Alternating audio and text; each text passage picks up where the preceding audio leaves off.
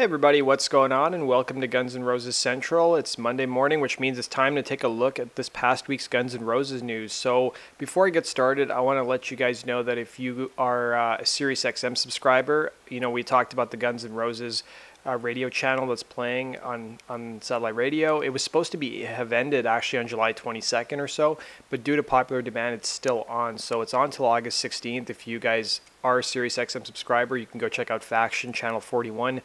I've been listening to it on and off. I've been really disappointed with what they've been playing because, they talked about promoting, and playing Guns N' Roses rarities.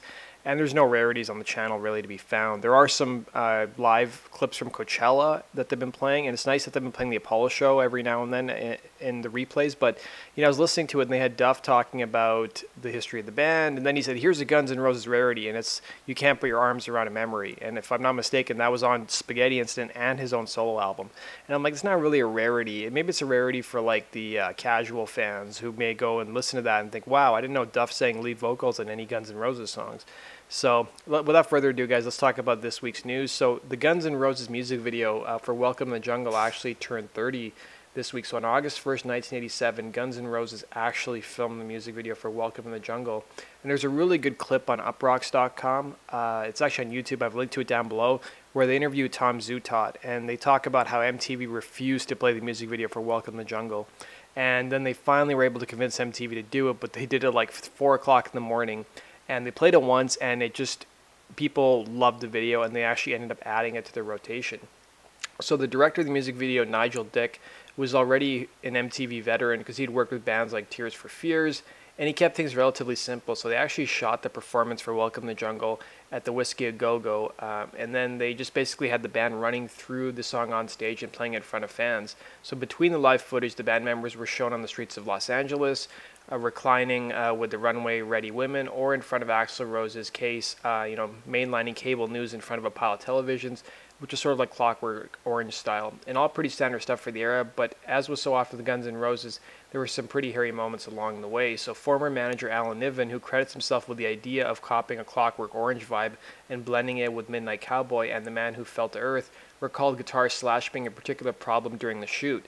So Niven told Rolling Stone that at one point Slash sort of kidnapped a vehicle being used in the shoot, and the next day, after Niven banned alcohol from the set in response, he turned around and asked for a beer. So at another point, Niven recalled Slash wandering in the middle of LA traffic, waving a bottle of Jack Daniels at terrified rush hour motorists, a situation only brought to Niven's attention by a member of the crew. So he said, "I explained in short syllable Anglo-Saxon and with a certain degree of finesse that this was behavior that was not suited to the circumstances," said Niven. "Slash looked at me silently in the eye, then he turned and walked home, some 6 or 7 miles away."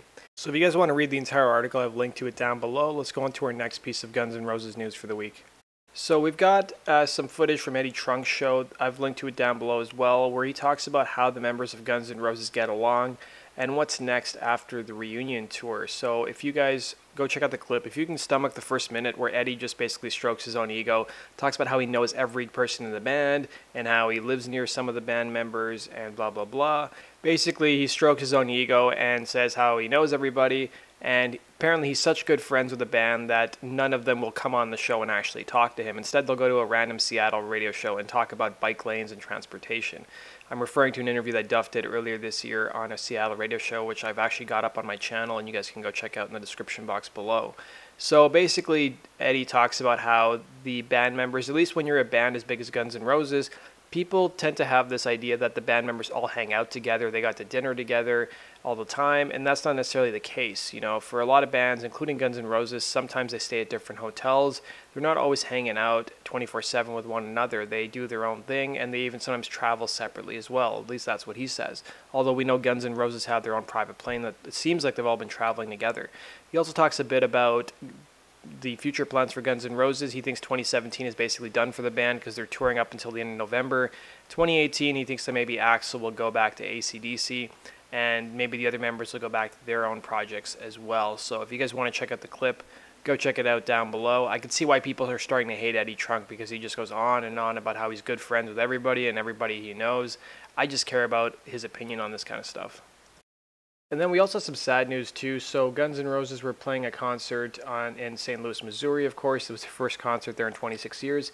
And during Knocking on Heaven's Door, they played the song in tribute to Duff Mckagan's dog Buckley, who had actually passed away. So it was a King Charles Cavalier Spaniel, passed away earlier in the day, and then Duff did some tweets about it. He said, "Our little guy hung in for his girls, the best dog there ever was. In this pic, he was back from fighting crime. Should have seen the other guy." And then Duff also tweeted out after the concert, "Thank you to St. Louis, and thanks to his wife and his daughters Grace May, and to Axl Rose, and all of you for Heaven's Door for Buckley tonight." And then turning over to our next piece of Guns N' Roses news. So Bumblefoot, who used to play in Guns N' Roses, he's got a new supergroup called Sons of Apollo. It's going to be featuring ex-members of Dream Theater himself, Journey, and they actually announced a debut album. So their debut album is called Psychotic Symphony. It's going to be released on October 20th. And the actual members of the band include Mike Portnoy, Derek Sherinian, and then we've also got Billy Sheehan, and then Jeff Scott as well of Journey and of Youngway Malmsteen fame as well. So they've actually got an album teaser up on YouTube, which I've linked to down below, and it looks like Sons of Apollo will be hitting the road in 2018 for their first worldwide tour. So go check out the trailer down below and let me know what your guys' thoughts are. Let's go on to our next piece of Guns N' Roses news. So we had an article about these chiropractors in the UK. So there's an article on Kenilworth Weekly News, which basically had the title, "Justin Bieber and Bruno Mars among clients of Kenilworth chiropractors this year." There's also a mention about Slash. So not only is Justin Bieber and Bruno Mars also some of their clients, Slash was also one of their clients when Guns N' Roses played the UK earlier this year. So there's an excerpt from the article saying Cindy treated Slash, the lead guitarist of the US rock band Guns N' Roses, personally when the band played London in June, and said he did not act like a brash rock star. She said he was very sweet and very respectful and very interested in the information we could give him about his health. So it said the chiropractors work in rotas at the clinic, so there's always at least one who's able to attend. They also talked about how they were informed literally 4 hours, or given 4 hours notice before Bruno Mars actually showed up to the clinic, and said they also do regular work just with normal patients as well, and not always with rock stars. And then we had some scary news for AC/DC fans. So Brian Johnson was actually involved in a car accident over this past week, and thankfully he walked away unhurt. But he was whipping around the track in his vintage Austin A35 during a qualifying heat at the Silverstone Classic when his car flipped over on the track Saturday, July 29th. So these are some photos of the actual car flipping over. And he was reportedly attended to by medical personnel at the scene but was uninjured in the crash, which took him out of running for the Celebrity Challenge Trophy, whose prize benefits the Prostate Cancer UK charity. We also had an Axl Rose mention in an article on vdailypress.com. So the article is about Apple Valley Trunk Designers. It's a company that just designs trunks for celebrities, and they're basically considered rare antiquities. So basically this is Randall Barbera, and they design works of art, I guess. People could say these are some photos of what they actually do. And there's a mention of Axl. They say Levy's clients include everyone from Beyonce and Axl Rose to Kim Kardashian and Justin Bieber, as Barbara said. Enrol's company called on us Thursday and needed a trunk by Saturday morning. The only direction they gave us is to make it sort of look like a Louis Vuitton trunk, said Barbera. They sent us printed leather for the exterior and gave us free rein. So I got a social media link sent to me by Tim. I want to thank Tim for sending me all this stuff on Facebook. So there's a video of Slash signing some autographs for some fans. He was just, people were bringing their guitars and he was signing them. We also had a social media post from Slash and Megan as well from Arkansas. And I also want to give another shout out to Miss Metal, who's been posting some great Guns N' Roses stuff. So on their channel, they've actually got like little snippets of old interviews that the members did when the Illusions albums came out, stuff that I've never heard before. So there's like an interview with Dizzy Reed, there's an interview with Matt Sorum and Duff Mckagan, and there's some clips that they've added since last week with Axl as well. So I really recommend you guys go check out their channel, subscribe. I've linked to their channel down below for you guys to check out. And it was funny, I was showing my wife a video on YouTube, and guess what ad shows up? It's an ad for the 2017 Guns N' Roses Not in This Lifetime tour, which I took a screenshot of here. So let's go on to our next news. So we got a story from Alternative Nation. I guess Duff was taking some time off before Guns were going to play Denver earlier this week. And he went on a road trip. So there's just like a little couple of clips. One is like a webisode. The other one's just a short little post on Instagram. With him and Mick Bob, as well as a couple other people, I think, from the Guns N' Roses entourage. I've linked to down below for you guys to check out. The headline is Duff's going 115 miles per hour on one of the highways. I think they went to Montana, so I don't know how far of a drive it is from Montana to Colorado, but I always thought it was a far drive. So let's go on to our next piece of news. So as you guys know, Chester Bennington of Lincoln Park passed away a couple weeks ago, and his funeral was held earlier this week, and in attendance was former Guns N' Roses drummer Matt Sorum. And also, speaking of people passing away, actor Sam Shepard passed away, and Slash actually gave him a shout out on Twitter and social media. And I have to say, even though I wasn't really familiar with a lot of his work, I do think Black Hawk Down was probably one of my favorite movies, and I absolutely loved him in the movie as well. And then we've also got another Axel mention. So there's an article on aceshowbiz.com about celebrities and the crazy theories they believe. Axel's actually mentioned because, according to this article, Axel thinks the letter M is cursed. So Guns N' Roses fans who live in cities that begin with M won't be able to see the band unless they go to other cities.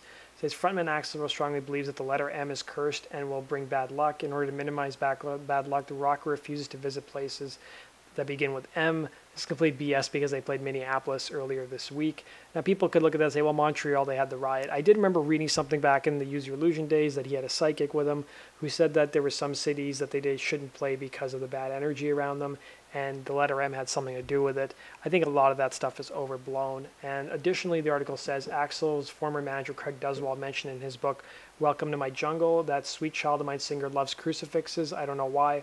All I know is that he collected them and he used them all over he has them all over his house, Craig explained. We would buy them all over a lot of stores whenever we were traveling. I don't know why. I never asked, but he loves them. If you guys have ever seen the video for Estranged, you know the scene when it's the breakdown part of the song, or sorry, it's the instrumental part of the song where he's walking out with his bodyguard. You can see the crucifix in the background of his house. That does it for this week's Guns N' Roses news. I hope you guys enjoyed that. Let me know your thoughts down below. And let me know your thoughts about Eddie Trunk. I think it's just so funny that he claims to know all these people. Yet again, Richard Fortus won't even come on his show and talk about the magical new Guns N' Roses album that he's been talking about for the last 6 years. And, you know, I don't know if he'll ever get the band members on. Maybe Slash will do his show whenever he's got a solo project with Miles Kennedy out. Or maybe Duff will do his show once again. But let me know your thoughts down below, guys. Hit the like button and be sure to subscribe if you love Guns N' Roses as much as me. And you guys can support me on Patreon. The link to my Patreon page is down below. And you can follow me on Facebook and Twitter if you want to see some cool, rare Guns N' Roses photos that maybe you haven't seen before. Take care.